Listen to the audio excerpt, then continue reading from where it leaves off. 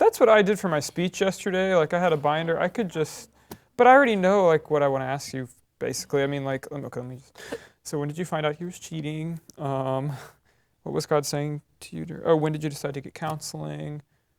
Yeah, he said I could deviate from these two if I need to, so. And you guys want me talking to him, right? Like, I should never look at the camera. Just making sure, right? Yeah, I think sometimes. Yeah.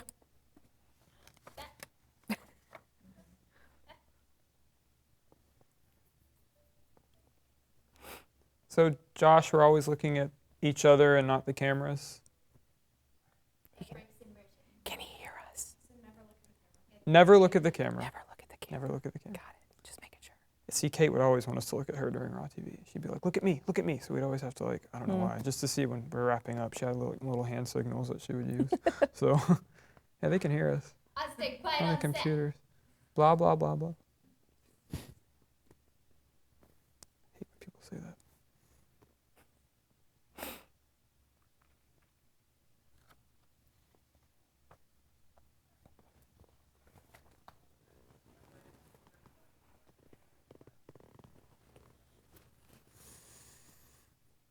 I feel far away from you. I feel like we should be closer, maybe. Yeah. Should we? Well, I think it's a little late. I think at this point, we're all in here. It's like a roller coaster. We're already strapped in. Should we be quiet? Whenever you're ready, Austin. Oh, okay. Josh, how am I supposed to start this? Like, do I just introduce her, or like, what am I? I think you should sing. Okay. That sounds like a bad idea. Okay. He's figuring it out.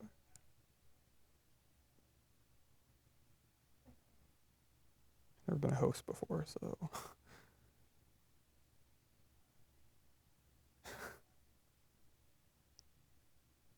You can just start asking questions.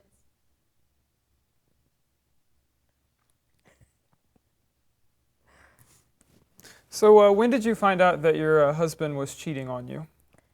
It was very abrupt. I had known for at least 4 months that something was going on with my husband. In that time, I had the end of my first pregnancy, had given birth to my first child. It was a very busy time. And so there were a lot of other distractions going on, but Yeah. always in the back of my mind, I knew something was troubling him. And never in my wildest dreams did I think it was something as big as Really? it was. And so one night he had made the choice to go to Ozfest. I don't know if you're aware of what that is, but it's I think so. it's a lot of, just bad stuff, drugs, Ozzy Osbourne, like just lots of metal bands, and the people who go there typically are not doing good things. And he made that choice to go there, and on the same day, I was involved in a friend's wedding. Now, this wasn't his friend, it was my friend, but the fact that he chose to do that, it was enough for me, like, to really shock me that this is a problem, there's something going on. I wrote him a letter and left it for him so that when he came home, he would find it. And it was basically, your basic letter of, hey, what's going on? I know there's something going on between us. Yeah. And I went to bed because obviously, yeah, he was at Ozfest. He was not coming home anytime soon. So I went to bed. And at about 2 a.m., he woke me up. He had the letter in hand. Yeah. At 2 a.m. And talk about a rude awakening. I sat up in bed and he's like, we need to talk. I said, okay, we're doing this now. And the first thing out of his mouth was, I have an apartment. That's how he told me. That's how you found out? Yes. What was it like in that initial? It was rough. stage? As soon as I absorbed what he was saying, the first words out of my mouth were, I think I said, what? And he repeated it. But then I said, who's the other woman? I instantly thought, he's having an affair. And then I started hyperventilating, for real. I had never done that before. But I remember sitting up in bed and I had to just, really calm myself and put my head between my knees and try to focus on just breathing. I'm sure you had a lot of thoughts running through your mind at that time. And, he's just kind of throwing up all this information and I was just trying to breathe. And at that time, he kept saying there wasn't another woman. I found out later there was, but he basically did a complete 180 in his life. At the time, he was the head usher at our church. He was the person who greeted people when they walked in the church doors. He was on our board. Wow. Yes, he So took he was a offering church every week. man, a family Exactly. man, a And so husband, and he got really good at living a double life and hit it very well for at least 6 months. And everyone was shocked. And it made me feel a little better that no one else had figured it out because honestly, I felt like an idiot. You know, he told me, I'm like, how did I not see more than what I did see? So that's how I found out. It was very Wow. abrupt, very earth shattering. So, well, don't blame yourself. Some people really don't see stuff like that. It's not up to you to have to see that. You know, that's a reality that is probably the worst example of something coming true that should not be true. right, But it's the last thing you want. it's the last thing you want, yeah. And so what did you do after that? From there, how did you handle that, and how long was the process of recovery after That evening, it's funny how things that are such a shock to our system, I found out later that from a medical friend of mine that I was probably in a state of shock because I can remember all the specific little details.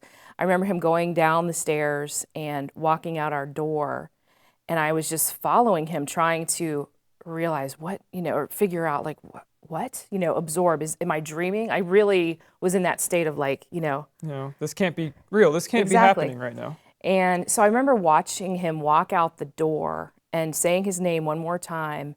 I remember he turned around and I just said, "Don't do this." And he looked at me for maybe a second and just walked out.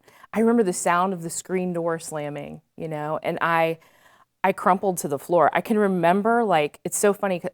It's not funny. I'm sorry. It's ironic, weird, whatever you want to call it. Yeah. But I crumpled to the floor, and I can still this day recall, like, the feeling, the cold floor on my face, just laying there, like, what just happened? At 2 a.m. Yes, and it was probably 3 by that point. I don't know, but my daughter was still a newborn. She was 3 months old, and I remember I finally picked myself up. I walked out to the front porch, and I just sat outside. And I remember it being a beautiful night, and I remember that thinking that was so unfitting. There were stars. It was beautiful. The moon was out, and it was so quiet. And I just sat there and thought, what am I going to do? What am I Yeah. going to do? And the weird thing was I got up and I thought I'd been out there maybe 10, 15 minutes. And I got back, it was 4:30 in the morning, and I thought, wow, okay, time just passed. And I didn't want to call anyone. I thought, I don't want to wake them up. And they really beat me up for it later, like my parents, why didn't you call us? And my brother, who just lived down the street from me, and my sister-in-law were Oh, like, okay. what were you thinking? Why didn't you call us? We'd have been there. And I'm like, I know, I didn't want. And honestly, in my mind, I did not want anyone else to have to deal with the harshness of that reality. I had to live with, okay, it's That's a no good longer Greg and Kathy. Yeah. I didn't want anyone else to like have to live with that just yet. And so I kind of like held out till Just it was a at bit. least 8 a.m. before I told anybody. But yeah, it was a very strange night. Yeah. So I'm sure you can remember that night vividly right now. And when did you talk to him again? Or when did he come to you again to talk? It was a couple days later. That was a Thursday night, and it was probably the next Monday. So it was a few days later. He came and got a lot of his stuff, and again, it was just still such a shock. At that point, I was still in the phase of don't throw away our marriage. I wasn't mad at him yet. I was just still in the shock of the moment. Yeah. And, that's when he just started being very honest, brutally honest about Wow. exactly It what all was came going out. on. Yes, he had lived Okay. so long with lies, and for the first time, he was being completely honest. As much as it hurt me, it was at least a streak of honesty. He told me about, he eventually told me about the other woman. He told me that, the porn thing I think came out a little later, but he eventually came clean about that too. One of the things that made him come clean is that I, especially, through my fits of anger when it finally hit me, just went through some of the stuff he had left behind. I was just, packing it up to throw it out or give it to him or whatever. And my brother was helping me with that. And the both of us found stashes. Really? Yeah, because back then, I mean, this was 2000. So magazines Right. more than the internet porn was Yeah. starting up, but there was still a lot of paper porn or whatever you want to call Yeah. it back then. And so we were finding a lot of things, and it was embarrassing for me. It was shameful. How did he hide it so well, though? That's a good question. I think he would tell you that he had gotten used to it. He, through counseling and everything, I've learned a lot more about this stuff than most people would know about it. And I think this is a typical story. He found his first pornographic magazine when he was 10 years old, and he found it in a Wow. Family member's house. That's very common. Yes. I've and heard he, it's, at a young age it starts, younger Exactly. and younger. He accidentally stumbled upon it, and he the sad thing about porn is it's so I guess addictive is the word, but it's similar to drugs, and he can still remember. I mean, if he thinks about it long enough, he can still like call forth the image that he saw that first time. The first. And it was That's that common much of an too. impression. I've heard Yeah. it's the first image that people always remember. So I think just because, it started fairly early, and it was always a part of his life. And, he also says that he thought getting married would sort of take care of it, and it doesn't. He used it as a medicine. Yes. Yeah. And so I think he perfected the art of hiding it. And I think most people who are addicted to porn do that. So when did you guys decide together to go get counseling? That was a long road. That was okay. Yes, because I went through a lot of bitterness and even hatred of him. There was a lot of yelling, and especially because not only did I feel betrayed for myself, but we had a 3-month-old, and That's the icing on the cake. exactly, how do Right you there. turn your back on your little girl? And I remember at the time, throwing things at him like, how can you look at pictures of naked women? You have a daughter. Like, to me, that was just, how can you do both of those things? It didn't make sense. And it's not to like me. he didn't know the church world and Exactly. Christianity and all. He'd been raised morality. right. He was Yeah. raised right. Exactly. Yeah. But it's shocking how many people in the church, the statistics are not much different for those involved in pornography outside of the church and those involved in pornography inside the church. And, but he, we went through a lot of angry arguments and discussions. And you could just tell that he had left everything he knew. Like I said, it was a complete 180. He saw Megan, our daughter, about once a week, sometimes twice a week. That was just amazing that I couldn't believe it. I was incredulous that that's all the time he spent with his daughter. The only time. But he was in a very selfish phase and just all about him. I think that's the basis of porn. It's very selfish. It's a all it selfish thinks about. addiction. Right. So. And so, so that was, that happened in July of 2000. We stayed apart. I started back to school again. I'm a teacher, so I started back teaching school again in August. And finally in December, January, I got to the point where I was done being angry. I just wanted closure. And I had separation papers filed with a lawyer, paid a lot of money for that, and was going through the process of a separation, mainly because at that time anyway, it was cheaper to get a separation than a divorce.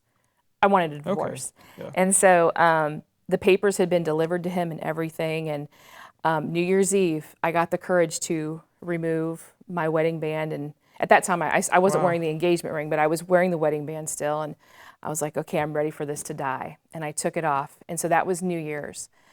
6 days later, he came to the house before I went to school. And I knew something was up because he was in this party mode, he So during this that continued time, even after he was honest with you. He was living with this Wow. other woman. He Yeah. was partying. He even did some drugs and was getting drunk a lot and was just living this life of a rebellious teenager, basically. And he never got up early. So I knew something was going on. So, he came by and I said, "What are you doing here?" And he said, "Oh, I just wanted to see Megan and to give you this." And he gave me a note. And I'm like, what are we in high school? You know, what? And I knew what it was going to say, but I just didn't want to deal with it yet. Yeah. I'm like, I got to leave. So I left, and sure enough, the note was basically, I've been an idiot. I would love to have another chance, but I understand if that's not what you want. But I want you to know that I've done terribly wrong things. And Wow. found out later that he had had this God moment. So that was like the first step of him growing up. Exactly. Okay. And he had had this God moment where he feels like God just kind of lifted the fog, and he looked around at his life and thought, how did I get here? What am I doing? And he just Yeah. realized what he was throwing away. So I was angry. I was like, how dare he even entertain the thought of another chance? And You didn't really believe it at first. no, I Probably. didn't. Yeah. And the interesting thing was probably 2 weeks prior to that, I had called a counseling center and had set up, a date of counseling for myself. Because again, I was at the point where I'm like, I need some closure. I need to move on. So you're like, I'm going to get a divorce eventually, but I still want counseling. I didn't want to hate men Yeah. for the rest of my life. That makes sense. And that's where I could feel myself going, because when something like that, I mean, it really rocks your world. So we started going to counseling, and the way we did it was he went once a week by himself, I went once a week by myself, and we both went once a week together. It was intense, very intense. So we did that for about 4 months before I allowed him to move back into the house, to another room. Honestly, that was more of a decision. Baby steps. Baby yes. steps. And that was more of a decision of, I wanted him to start helping us financially and being there with Megan. I mean, a And little that was girl who's not easier. even one yet, right? Exactly. So And at that time, I still didn't know if it was going to work. It took some time, but I finally got to the point where I said to God, how can I do this? I don't know how people can get over this pain of betrayal. And God just started showing me verses and showing me stories that just resonated with me. I had never really studied the story of Hosea and Gomer. And I don't know if you're familiar with that, but that's the one where I don't think I knew there was a Gomer in the Bible. I love it, right? Yeah. And, well, Greg is the Gomer. So Okay. that's why I love the story, because that word is so descriptive to me. But, Gomer. Gomer was basically this prostitute, and Hosea was told by God, I want you to take her. And every time she left him and wandered, he was supposed to take her back. And it was God's picture to the Israelites that, every time you wander away from me, I will always take you back. And I remember reading that story, because really it was one of those times when, you open your Bible and you just look for something, God direct me. I found that story and I'm like, are you kidding, God? Really? This is what you're going to show me? Because no. And it was a long process, but basically I feel like over the course of, 3, 4, 5 months, God just started healing my heart. And he started showing me that. Maybe your fog was lifting a little bit during that time too. Yes. He started showing me that I had to get through a lot. There was a lot to get through. But if I could forgive Greg truly and move on, it was my chance to have, first of all, an intact marriage, but also, more importantly, have a man who truly understood the dangers of pornography. Because that's when it started hitting me. That's a healthy way to look at that. Yes. I mean, you had every right to have God a divorce. showed me that. That wasn't from me. Yeah. Yes, and I feel like God said that to me, not in an audible voice, but it was kind of like, I had every grounds, every biblical reason to divorce Greg, but it wasn't necessary. And so It's it was not what just, he wants if you can prevent it. But correct, yeah. It's hard. And I is. understand people who don't want to go down that road or aren't willing. There's a lot of healing that has to happen, and both parties have to be all in. I mean, it cannot work if both parties are not fully committed to that healing process. And so that's a rare find, because, people are on different pages. People come to God differently. And so it's a long, messy story, but, I'm happy it ended the way it did. Yeah. And how many years or months, how long was that whole process until finally, I mean, you have another daughter now, so was everything kind of cleared at that point? Oh yeah, when she was definitely. born? Okay. In fact, we didn't have children for my daughters are 4.5 years apart. Yeah. So basically, okay, so he left in July of 2000, was gone for about 6 months. It was January of 2001 when he handed me the note. Okay. We That went through note. counseling that whole semester. I call it semester because, I was teaching and everything. It was such a A very crazy eventful time. time in your life. Yes, yes. Very busy. And, a lot of firsts with Megan. And so it wasn't until July of 2001 that we finally got to the point where we're like, okay, let's do this. And we renewed our vows, had a small ceremony at the church where we got married, and invited just, some friends and family, and had a little service. And That's awesome. it's funny though, because it's not that I don't want people to think things were perfect then. That it was still, even though I went through with that and we had the ceremony, in my heart I was still like, okay, God, you've healed a lot in me, but You really have to be there yes. the whole time. And it's funny how, there's Yeah. this old adage, time heals all wounds. And it's kind of true because, at first I would think about the fact that he had cheated on me every day, several times a day. But, time goes on, and the more time that it went on and the more I saw change in Greg, real change, So you the saw more it that he healed proved that. it to you. Exactly. And is that when you decided to renew the vows that Well, I had already started seeing change, yes, and Okay. that's what encouraged me, and especially when I was seeing him on a consistent basis be spiritual and be a different Greg than I had ever known, a different Greg with God. You know what I mean? Like his walk with God was more apparent to me than I had ever seen it before, and I knew that's where the real change was going to occur. So I felt like I could trust that more. That's good. So. And what does your life look like today after that? Yeah, All we, of that back like I then. said, we waited. I didn't want to bring another child into the world if he was gonna, Yeah, oops, fall off the wagon again. And it makes sense. yeah, so it was another 3 years before we had another child. But now, I'm not saying our marriage is perfect. I don't think any marriage is, but I feel like we are a stronger couple for going through what we did. And you're on the same page now, right? Right. So. And it's really affected that area of parenting for us. We are very aware of all of the pitfalls that are out there and the ways that society and the media. Girls struggle with pornography too. So. Oh, yes. Yeah.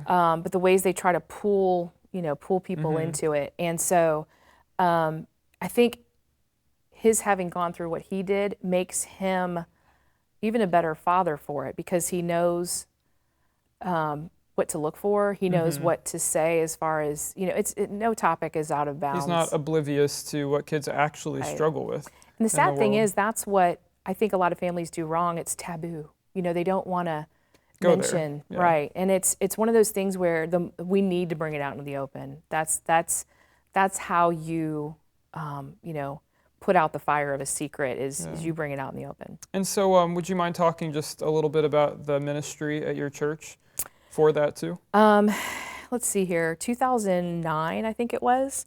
My pastor did a sort of a series with the men's group that my husband went to, and he was kind of testing it out with them. Thought, hey, I might want to do a book series on this. He's written several books, and he was just doing these Wednesday night sessions with them. And so after one of them, my husband went forward and just was going to talk to him, and almost didn't go forward because he's pastor of a huge church. There's always people around him.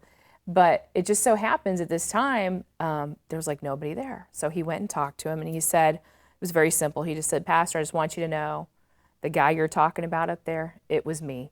And he just very quickly gave him sort of a snapshot of our story. Yeah. And he said the whole time, Pastor Jay was just like, He couldn't believe it. mouth agape looking at him. And he said, I need your phone number. And Greg was like, okay. He said, I've been looking for a couple with a story of success that deals with pornography, and I haven't been able to find one. There aren't many, are there? Yeah, it's sad about it. And so he said, I need to talk to you. And so the next Wednesday we met with him, and at first it was just, our part was just to be involved in his sort of research on this topic. And we did a sort of like Oprah Winfrey style interview with him in front of the men's group. And then he found out I was an English teacher and a writer, and then he was like, well, how would you feel about writing a book with me? And so he had the men's book, pretty well in mind, but he knew he wanted to do a book for wives and women Wow. about pornography and how to handle it, what to do if you think your husband's involved, like all kinds of stuff. And he knew he wanted some kind of testimony to go with it. So he approached me about that. And then that was at least a 2-year process. And That worked out nicely. It did. English teacher and Yeah, it pastor did. together writing It's a book. So it's interesting how God orchestrates Yeah. even the finest details. Yeah, that's really cool. It's Yeah. a cool story. Thank you. I'm just so happy for you guys because I don't hear many stories of an affair amongst other addictions working out, a marriage working out like that. But Sadly, that's because a lot of people come to me, especially after I started sharing in church, and I'll go to other churches too every once in a while, and people approach you afterwards, and it's sad. I mean, I can count on one hand the number of times I've heard of a successful sort of bridge back to a marriage that's been broken. That doesn't it's so early not as on like common. that too. That was right after. And now you guys had history before that point too, right? You went to school together and Right. We had known each Yeah. other, for several years. We dated for 4 years before we got married. So yes, there was a lot of history there. And that's, I was hurt enough to throw it away. But at the same time, when I started thinking about if we could really get past it, I started thinking about all that history and how I wouldn't have to throw it away. And there's a song out now. It's a fairly recent song by Casting Crowns called Broken Together. And man, I hear that song and I'm like, that's what it's about. If you're going to get past something like this, that's your song. yeah, you have to be willing to, kind of put the pieces back together. And it's not ever going to be perfect, but it's going to be better, Yeah, that's incredible. And all my best to you and God's you. blessings too. Thank you. Thank you. Are we good? That sounded generic. I mean, I could say more as a friend. Just Oh no, God's but they don't blessings know to you, that. but You know what I like- mean? yeah. You want me to tell them how I was there when you were born and Well, oh yeah. yeah. At 2, well, that was 2 a.m. too. Yeah. That a was lot of my- things happened at 2 She didn't a.m. believe my mom when she said her water broke. I was staying with them, and his dad was actually not there at the No, time. he was at a concert too. He was. He was in Tampa at a concert. He was, but he was. You were like a month early, It was. I was like 3 and I was weeks there for early. the shower. Yeah. We don't want the cameras on ourselves. What's wrong? Are we good? He wants to do bloopers. It's not happening. Oh no. So that was in 2000.